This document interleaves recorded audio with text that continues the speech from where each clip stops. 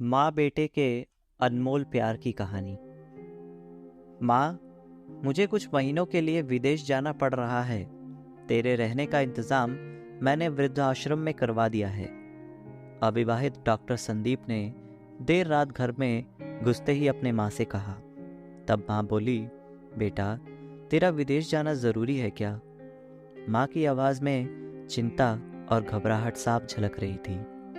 तब डॉक्टर संदीप बोला, माँ, मुझे इंग्लैंड जाकर कुछ रिसर्च करनी है।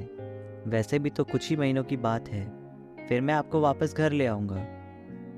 जैसी तेरी इच्छा बेटा, मरी सी आवाज़ में माँ ने कहा। ये कहकर माँ सोने चली गई। दूसरे दिन संदीप माँ को पड़ोस के एक वृद्धाश्रम में छोड़ आया। वृद्धाश्रम में आने पर शुरू शुरू में हर व्यक्ति के चेहरे पर जिंदगी के प्रति हताशा और निराशा साफ झलकती थी, लेकिन जानकी देवी जी के चेहरे पर वृद्धाश्रम में रहने के बावजूद कोई शिकन न थी। एक दिन आश्रम में बैठे कुछ बुजुर्ग आपस में बात कर रहे थे। उनमें से 3-4 महिलाएं भी थीं। उनमें से एक महिला बोली, डॉक्टर का कोई सगा संबंधी नहीं था क्या जो अपनी माँ को यहाँ छोड़ गया? तब वहाँ बैठी एक महिला बोली, जानकी देवी जी के पति की मौत जवानी में ही हो गई थी। तब संदीप करीब 5 साल का था। पति के मौत के बाद जानकी देवी जी और उसके बेटे को रहने और खाने के लाले पड़ गए थे। तब किसी भी रिश्तेदार ने उनकी मदद नहीं की थी। जानकी देवी जी ने तो दूसरे के घर में झाड़ू पोछा करके अपने बेटे संदीप को पढ़ाया लिखाया। संदीप भी पढ़ने लिखने में बहुत होशियार था, तभी तो वह डॉक्टर बन गया। वृद्धाश्रम में करीब 7 महीने गुजर जाने के बाद एक दिन जानकी देवी वृद्धाश्रम के संचालक मुकेश शर्मा जी के ऑफिस के नंबर से अपने बेटे को फ़ोन किया और कहा, संदीप, तुम इंडिया आ गए हो या फिर अभी भी इंग्लैंड में हो? संदीप का जवाब था, माँ, मैं अभी भी इंग्लैंड में ही हूँ। अब तो जानकी देवी जी जब भी 3-3, 4-4 महीने से फ़ोन करती तो संदीप का एक ही जवाब आता कि मैं अभी भी यही हूँ। जैसे ही मैं अपने देश आऊँगा तुझे बता दूंगा। इस तरह समय गुजरता गया और 2 साल गुजर गए। अब तो वृद्धाश्रम के लोग भी कहने लगे कि देखो कैसा चालाक बेटा निकला, कितने धोखे से अपनी माँ को यहाँ छोड़ गया। तभी आश्रम का एक अन्य बुजुर्ग बोला, मुझे तो नहीं लगता कि डॉक्टर कोई विदेश गया होगा। वह तो बुढ़िया से छुटकारा पाना चाह रहा था। तभी किसी और एक बुजुर्ग ने कहा, मगर वह तो शादीशुदा भी नहीं था।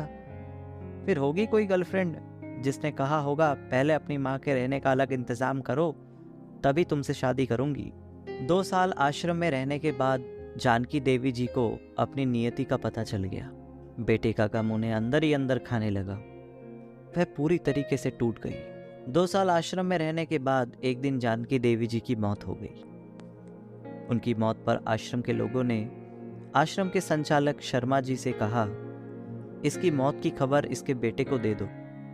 हमें तो नहीं लगता वह विदेश गया होगा, वह होगा यहीं कहीं अपने देश में। तभी शर्मा जी बोले, इसके बेटे को कैसे खबर करूं?